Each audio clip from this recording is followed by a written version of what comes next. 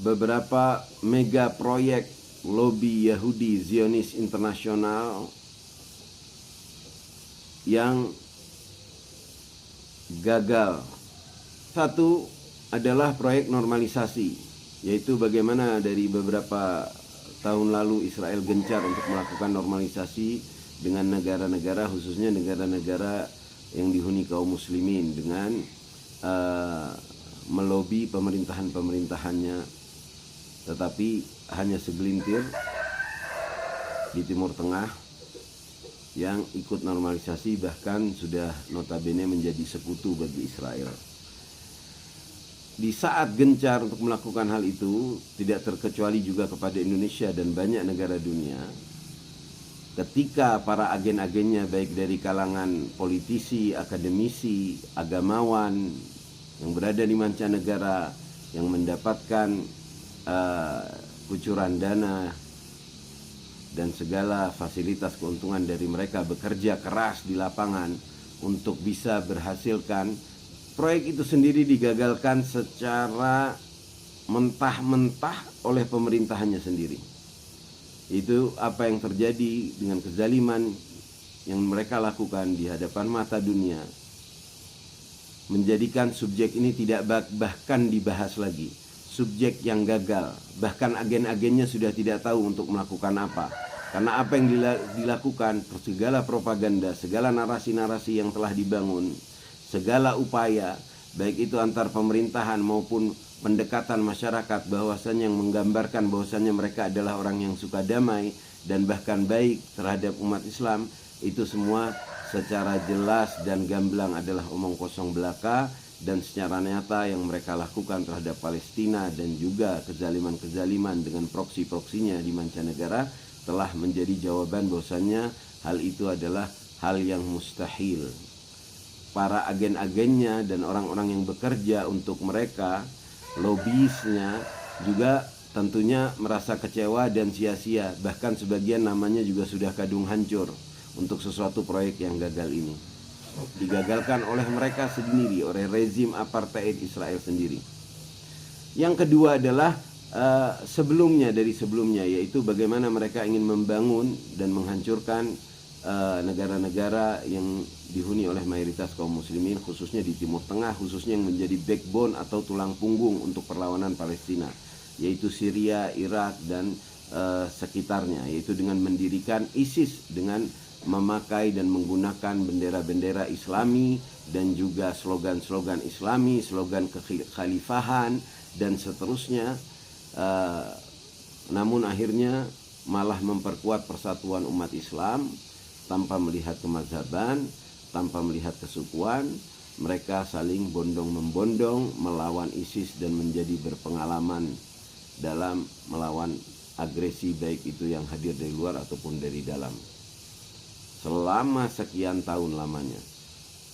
Oleh karena itu tidak heran kalau setelah proyek yang mereka lakukan itu dengan proksi mereka yang mengatasnamakan Islamic State of Iraq and Syria itu akhirnya juga gagal, bahkan dari tempat lahirnya itu bayi yang dihasilkan oleh Israel dan terus-menerus dibantu oleh mereka, gagal. Makanya mereka mulai ke plan B, yaitu dengan melakukan normalisasi yang gagal juga.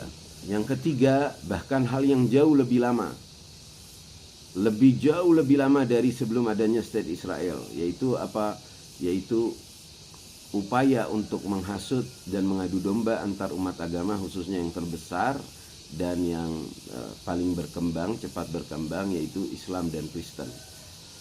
Pola untuk mengadu domba antara umat Islam dan umat Kristen itu tidak pernah berhasil. Mungkin ini semenjak Nabi memang berdamai dari hari Mubahalah, sehingga sampai saat ini tidak pernah terjadi peperangan antara Islam dan Kristen sesuai yang diinginkan oleh lobi Zionis Yahudi semenjak masa lalu.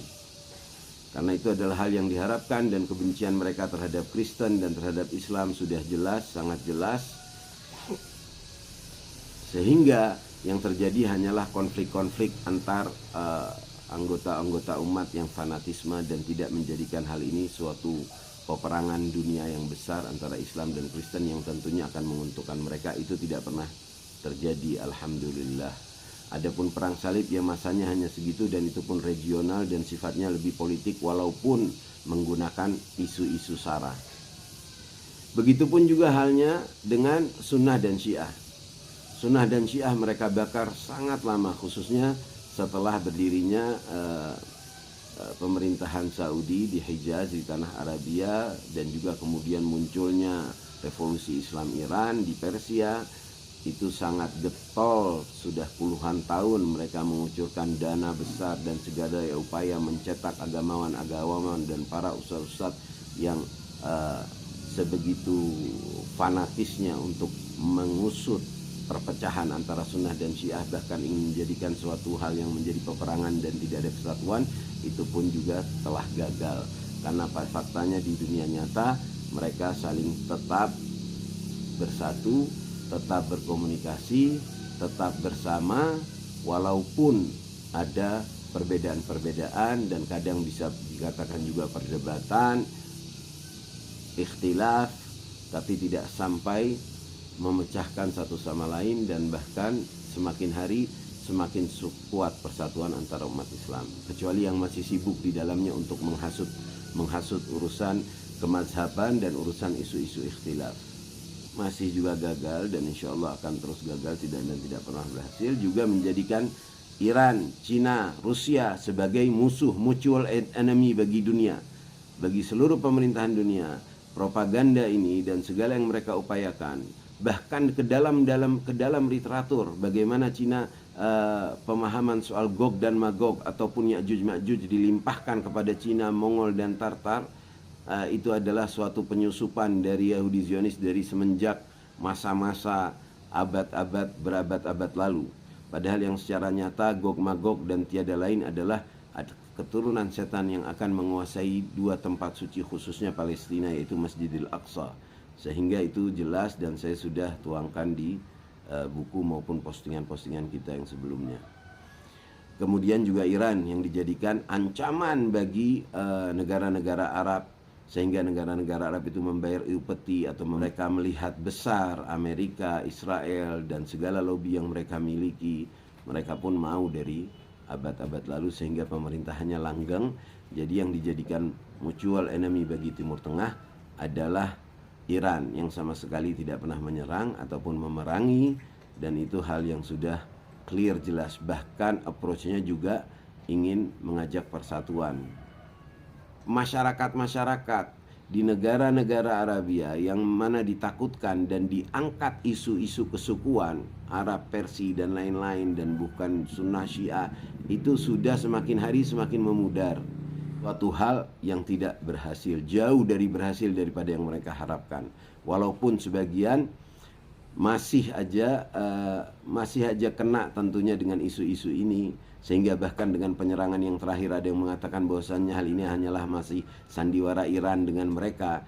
Itu tidak usah repot, dibantah juga susah, dikasih 1000 dalil, 1000 argumen, suruh melek aja buka berita menganalisa juga tidak mungkin, karena hanya orang-orang yang telah diselumuti oleh kefanatikan buta, kesukuan, kemazhaban, agama dan sara secara umum, maka itu sangatlah percuma. Isu yang seperti itu tidak akan berakhir, dan itu hanya mengenai orang-orang yang fi qulubihim marad, dan bahkan yang dalam ayat dikatakan lahum qulubun la yafqahuna biha, punya hati tapi mereka gak bisa berpikir. Itu sudah jelas bagaimanapun keadaannya, sampai tidak tahu kapan mereka bisa sadar ataupun tidak sadar. Jadi isu-isu yang dibuat itu hanya mengenai orang-orang yang diselimuti oleh kefanatikan dan tidak belajar ataupun tidak ingin mengerti ataupun melek mata. Yang terakhir yang sangat jelas adalah menduduki Gaza setelah mereka menduduki mayoritas Palestina dan menjajah, menjarah tanah segala, membunuh, yang mana kejahatan hari demi hari terus menerus, dan segala agresi yang dia lakukan terhadap Gaza sepanjang ini, mereka tidak berhasil menduduki Gaza yang sekecil itu. Itu adalah dengan segala yang mereka miliki, dengan lobby internasional mereka, dengan segala harta kekayaan mereka, dengan kekuatan militer mereka, namun tetap saja perlawanan menang. Allah tetap menolong orang-orang yang beriman.